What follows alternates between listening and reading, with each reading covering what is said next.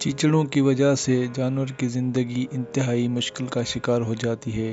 یہ چیچڑ جانور کا خون چوس چوس کر نہ صرف مختلف قسم کی بیماریوں کا باعث بنتے ہیں بلکہ بعض اوقات جانور کی زندگی داؤ پر لگ جاتی ہے۔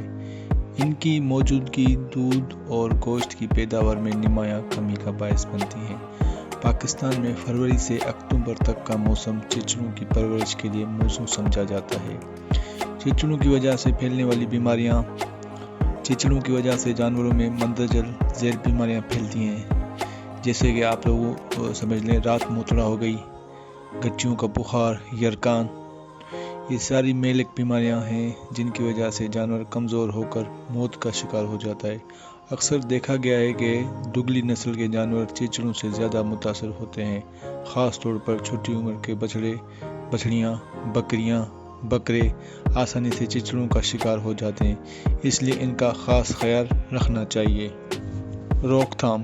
چونکہ چیچڑ باڑے فارم کے ارد گرد جگہوں، درختوں کی چھال، دیواروں اور کھلیوں کے گردان اور لکڑیوں کے ڈھیرے میں پائے جاتے ہیں، چنانچہ ان درزون کو بند کرنا، فارم یا باڑے کی صفائی رکھنا اور ہر 15 دن بعد باڑے میں بجھے ہوئے چونے کا چھڑکاو کرنا چیچڑوں کو روک تھام کا باعث بن سکتا ہے۔